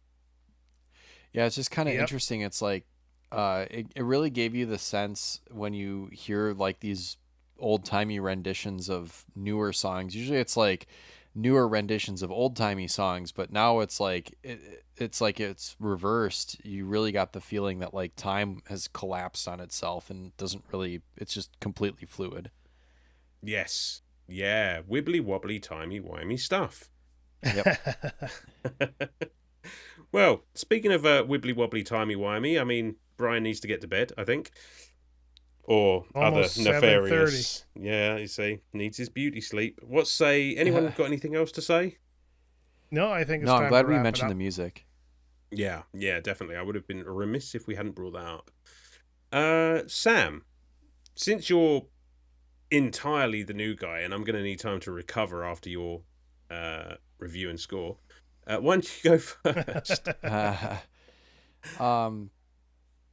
Yeah, this game was fun. I just think I appreciated it for what the things we mentioned up top, like a little bit of added simplicity to the gameplay and the abilities and all that. The story was engaging. Despite the fact that the setting was fucking horrifying to me, whatever, it is what it is. What are we if we can't turn the lens on ourselves and really examine? So I think the game does a pretty good job of like taking not taking the easy path. Like they go through and there's some pretty rough stuff in there as far as, I guess we'll call it mild, like racist language, racist depictions of, old timey, stuff, so it's definitely got that vibe of like the brand new Gilded Age, but there's something sinister and scary underneath, which I think they did a really nice job of. I was definitely enjoying myself. I played it straight through without really stopping to play anything else. I mean, obviously took breaks to sleep and eat and stuff. But I think just in general, the gameplay and the linearity wasn't really a detriment. There was enough exploration there that I kind of like felt like I wasn't missing anything, but I was also able to see enough stuff as I kind of progressed through. That said, I don't really enjoy the combat we just came off of Fear, another first-person shooter, and I also played Heretic, which, those are three, very, very different first-person shooter games. But I just don't think I like the style of BioShock. I find it too frantic, where it's like I don't necessarily need bullet time, but I do need to see what the fuck I'm doing. And I think the graphical style of BioShock makes it kind of difficult sometimes to figure out what you're aiming at or who's shooting at you, because it's like they'll shoot and move and it's very brown on brown sometimes, where it's like you got a guy in brown fatigues running across a cobblestone road shooting at you. It's like, I can't see this fucker. I don't know, maybe it was the settings on my TV or what. I don't know. I felt the longer I played it, the less I liked the gameplay, because I felt like I was just getting ambushed from all sides. Which I guess isn't necessarily a bad thing. It just was I like to at least know what I'm getting into. What else? The powers were cool. The atmosphere of the game was cool. I like how it changed, obviously. I do have multiverse fatigue, and so this isn't the game's fault, but by the time I got to the end and I see that it's a multiverse of light towers, I was just like, fuck off. At this point, Marvel's done it, obviously it's Family Guy's done it, Rick and Morty has done it, everyone's done a fucking multiverse. I'm so sick of it. But that's not BioShock's fault. BioShock came before a lot of that other stuff. So I don't know. Yeah, multiverse thing I could take or leave. Some of the DeWitt is the Comstock is a little bit of a stretch for me. But I don't know, maybe I would play this again. I don't know. Generally I'd say it's a positive, but there are elements of it that are just too much like the original BioShock that I just don't care for. So I'm going to give this game a 7 out of 10. That was a long pause there. I thought we lost you. I did. I was trying to think. Well, I was trying to think. I think 6.5 is too low. 7's fair. 7 is a favorable score. It's it's not a bad game. It's just there are things about it that I don't like that I unfortunately can't be helped, because it's just the style of the game. It is, so that is not as bad a score as I thought you were going to give the game. So yeah. Right. I hated the final fight was fucking bullshit. I hated the final basically boss was fucking stupid. But I love that. I turned it down. I turned the difficulty down. I was playing on normal. I turned it down to easy just so I could finish it and move on. There's no shame in that. There's no shame. The Brian. Yeah, Gosh. I'm gonna be contrary to Sam here. From the moment the menu screen started and that after you've gone from 1918 song was playing and you kind of see a glimpse of what you're about to see in Columbia, and then you get into the game, and like I said, that moment you're into Columbia itself, I was kind of hooked on this game. And for me, the story, and I get the whole multiverse fatigue thing, but reality is it's an easy out. It's the new, what's it called, Deus Ex Machina. Mm-hmm. Yep. Of storytelling, so we're gonna have to deal with it as long as we're paying money to go to the movies. And I found this was a more interesting multiverse story, because it wasn't really telling you no matter what you did, it was useless. It was kind of telling you it already happened, and no matter what you do, it's going to happen, and there's only one way to stop it. So for me, I really enjoyed the journey. This is one of the better stories I've ever played. And Alan, you said it. Elizabeth is just a gem of a escort that you have to walk around with. She takes care of herself. You don't have to worry about her. For me, I love the combat in this game. I really enjoy the weapons. I find some space games, like some futuristic games, where every weapon's like a laser beam or some sort of pew pew thing, is just, it's not fun. So I was happy all these weapons were bullet based. For me, that just makes it a little more engaging. The plasmids, I dicked around with them, but reality is there's only one plasmid I kind of stuck with, and it is fun to take the possession aid and throw it at people and have them kill each other, and then after they are unpossessed, they kill themselves for what they've done. And that was always kind of funny to me, in a very morbid way. But yeah, gameplay, the music of this game, all the stuff you can kind of see and do as you're walking through. Not a lot of off the beaten path stuff. I didn't have as much of a problem with the color contrast as Sam seems to have had, but that's, I guess, just personal, you know, experiences. And again, I love that final fight. Again, it's not to be like, Sam, you're wrong. No, I enjoyed it because I use a sniper rifle, and on the PC I'm fairly good with the sniper rifle, so I was able to keep all the enemies at bay and really just push through it. And then like I said earlier, I love how it was an interactive ending, because it doesn't just jump into a cutscene and go to the credits. You play all the way up until the crescendo, and then it goes into the credits, and you're done this game, and you can sit back and take it all in. Not much. I don't even think there's anything I'm going to say negative about this game. It's definitely not a 10 out of 10. This is not the best game I've ever played, but it is going to be a high 9 for me. I love it. Fantastic. 2 out of 10. I hated it. Yep, probably. And that's all I got to say. No, of course I didn't hate it. I love this game. This is one of, if not my favorite stories ever told in video games. It's up there. It's maybe top 3. I adore this game. I adored it when I first played it. I adore it now. I'm never going to get sick of it. I mean, here's my controversial take, and if you don't like it, come and find me in the Discord or what have you. This is a better game than the original BioShock in every way. Thank you.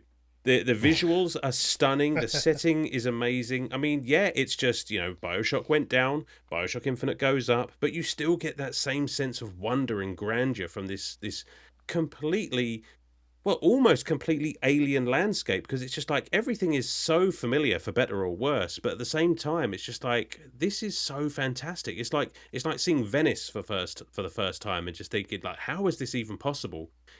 The gameplay is smooth, it's fluid, it's so much fun just zipping around these basically arenas on skylines and just fighting enemies and using all those combination of weapons and using all of the different vigors and what have you. It's just, there are so many different ways to play this game. You could just go in guns blazing, you could sneak around, it's infinitely playable no matter what your style is. So as far as a first person shooter goes, I just think it's on point.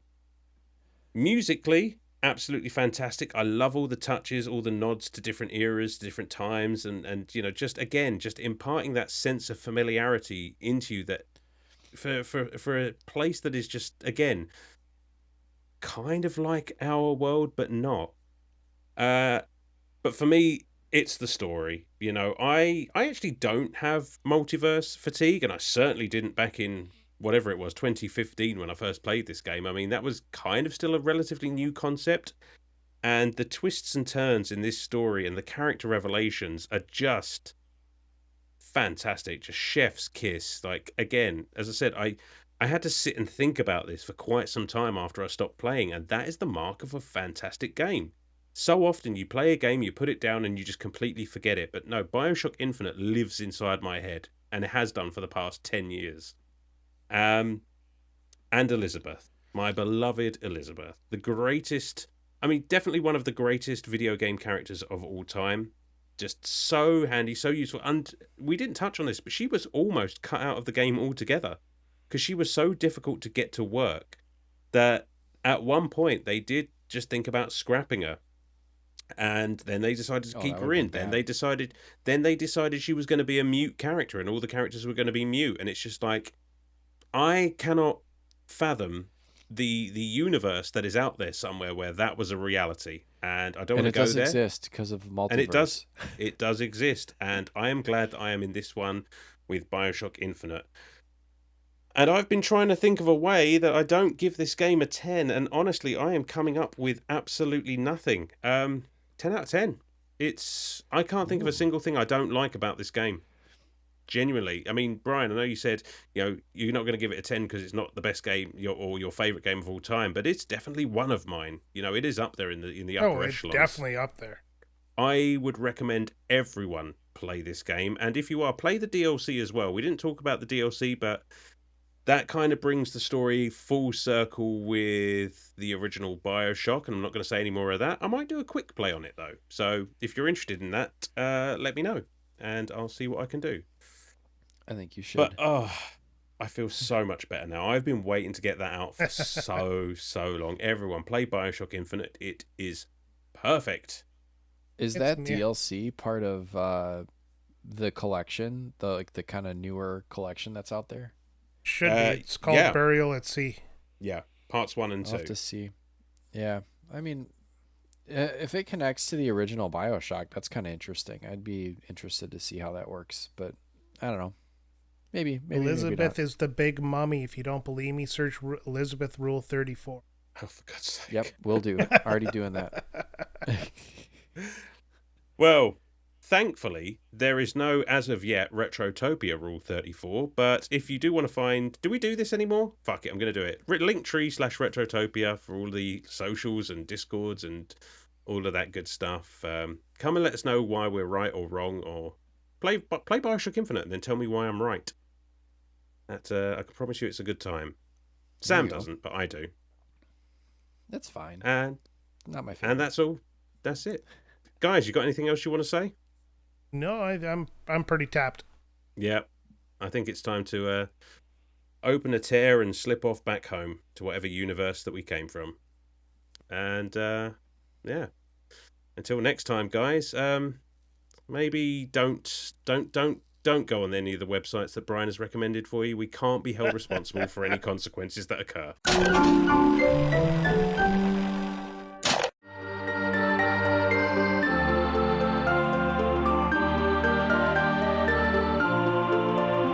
Hi there, everyone. We here at Retrotopia couldn't do what we do without the support of our Patreons. And to that effect, we would like to shout out our heroes at the hero tier.